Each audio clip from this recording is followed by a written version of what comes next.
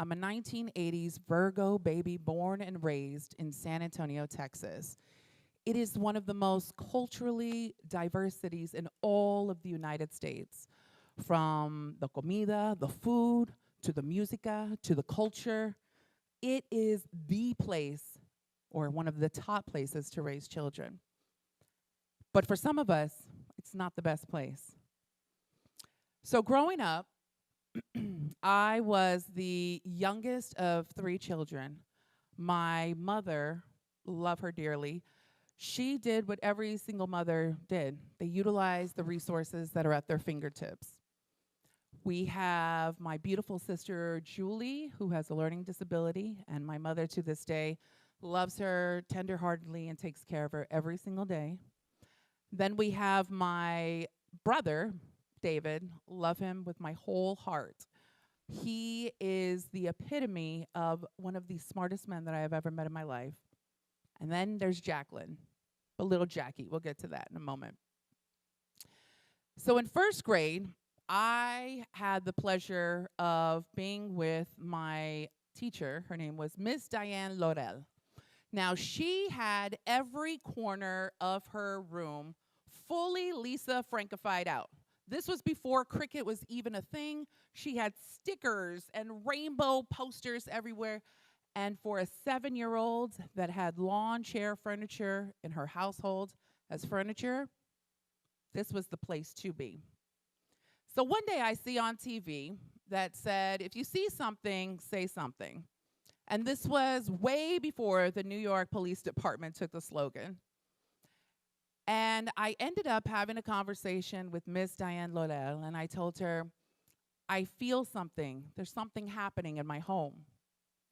And unfortunately, 1 out of every 3 Americans and young ladies under the age of 18 deals with sexual abuse at home. And at that point, I got to learn about true mentorship with my very first teacher. To this day, Miss Laurel checks in on me, sees how I'm doing. She sees me traveling around the world. And we always talk about the moment and the basis of mentorship, which is trust and trust.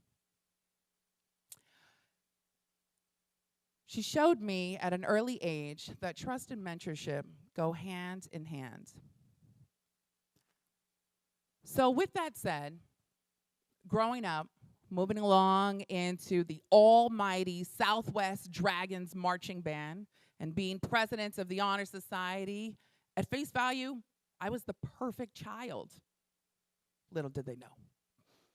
Everyone, or in my high school, looked at me and said, she's going to be defined as the most successful businesswoman because I got out.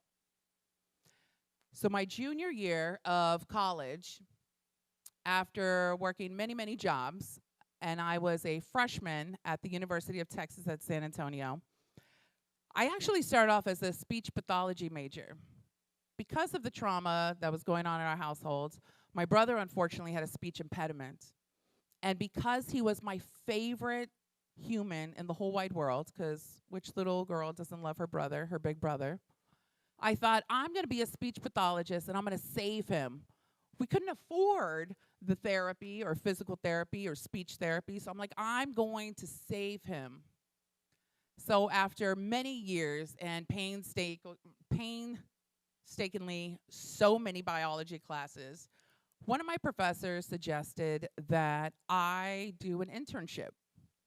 And he said, you should really think about doing an internship at an advertising agency and public relations.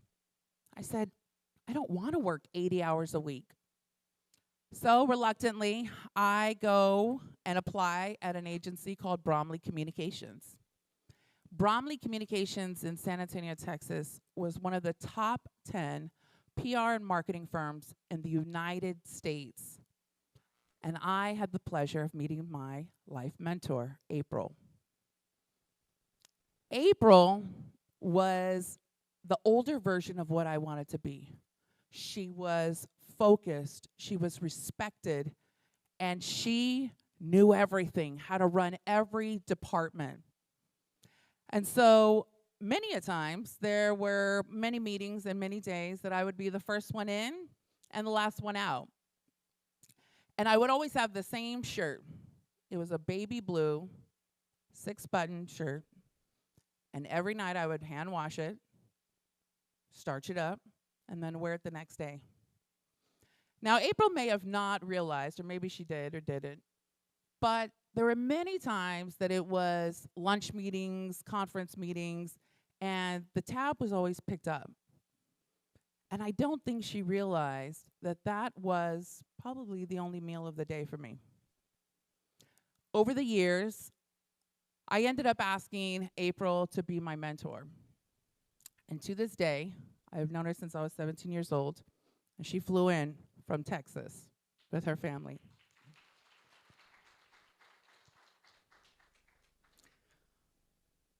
But the important thing about having a life mentor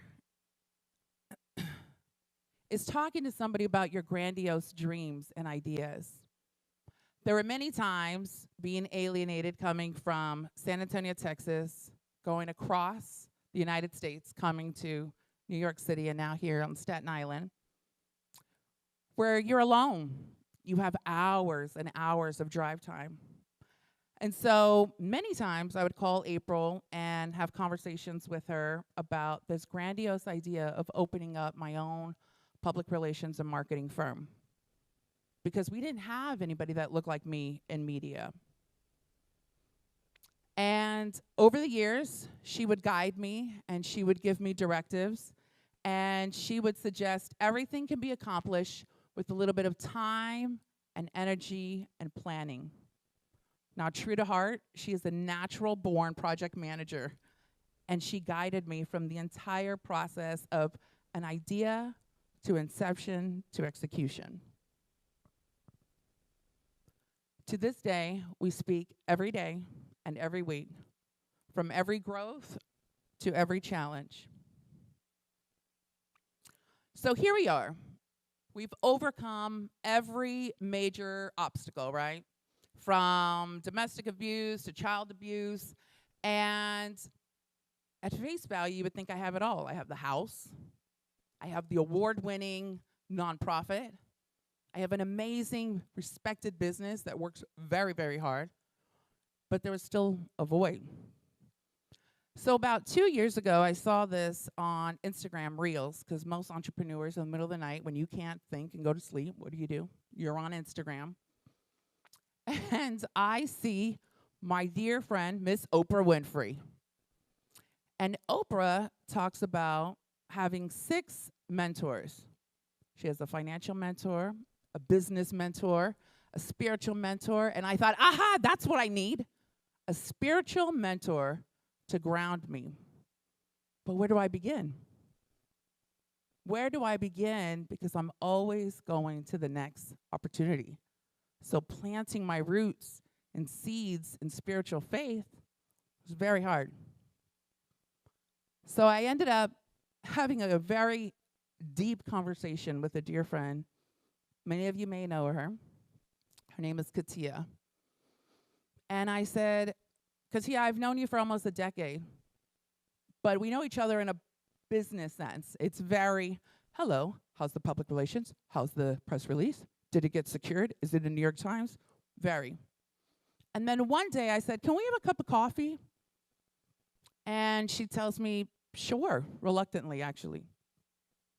So we go have a cup of coffee, and she then discloses to me, I keep everyone, not just an arm's length, but 2 arms length away, because you never know what someone's motive is. And I said, okay, well, I need help. It's not therapeutic help. That came later. I said, I need help finding and going back to my core. And we worked on it. And one of the beautiful things about having a spiritual mentor is every title is taken away. There's no such thing as the CEO title, the mom title, the wife title, even the daughter title. The only title that she gave to me was calling me by my childhood name, Jackie. Jackie is the name that my entire family and family friends from my childhood called me. Little Jackie loves Selena. Anytime that Selena is playing or there's a bitty bitty bomb bomb moment, I am down to listen because music always brought me joy. And so over the years that we've been working together, one of the things that she taught me as my spiritual mentor is you have to honor your spirit and allow time and space and for you to rest. Because a lot of times as an adult, we bury things. We file it away. You go to work. Yes, it's in the New York Times. You go home. Yes, I made dinner. But your feelings, as an entrepreneur sometimes, you have to file it away. So I had to learn, when do I open up that file? How do I address that file? Is it my time to even address that file? Because we tend to brush off our feelings or file them away for a later time to grieve or to think about, that causes rust in your spirit and in your heart. And so one of the things that we talk about is, in order for you to grow and to have a spiritual pace, you need to have a calmness about you. And so from childhood mentor to my life mentor to my spiritual mentor, it allowed me to do something that I had been holding on to, and I kept calling it the Big 2030. So a few years before COVID happened, I had this really grandiose idea. I wanted to open up a nonprofit. I wanted to open up a place where I would teach high school kids, little Jackies, just like me, how to do video editing, podcasting. Because right now, in 2024, 7% of women are in the media industry, but less than 2% are actually minority women. So for me, I thought, this is a great opportunity. In my office, there was a big sign that said, the Big 2030. Anyone that came into the office had to sign an NDA, non-disclosure agreement, because I thought it was going to take me a decade to get everything together. What ended up happening is the pandemic. My husband, who unfortunately is not here today, encouraged me and said, Jaclyn, you just need to do it. You need to make it happen. So I decided in 2021 to launch that big idea. We launched the New York City Digital Media Center, and now it's an award-winning program. But that's not the success of it. Because at face value, we want the students to get their certifications, jobs in media, understanding podcasting, video editing. But the real underlying goal is we want them to all get placed in a 4-year college. So we've been able to partner with organizations like the Carter Foundation, DYCD, the city, et cetera. But one day, I had a student come up to me and he said, Miss Tacoronte, I need to quit your program. And I said, why? You just started. You're fabulous. You're award-winning. You're smart. You understand the concepts. Like, what's going on? He then proceeds to tell me that he's taking care of a lot of things at home with his family. And I said, before I even let you think about quitting, give me a few hours. He didn't know what I was going to tell him. So I call him back and I said, look, the only way you're going to quit my program is if I give you a homework assignment. And you have to respond in 24 hours. He agreed. So I assigned him to watch the 1980s movie called Rudy. So Rudy is a movie based about a young man that wants to be a football player in the coveted Notre Dame University. He doesn't have the grades, he doesn't have the money, he doesn't have the skill set, but he has the heart. So the next day, the student calls me and says, I watched the movie. Here's my report. And I said, okay, tell me who you think Rudy is in this film. And you tell me who you think the facilities manager is. And he goes, you made me watch this film because you don't want me to be the facilities guy.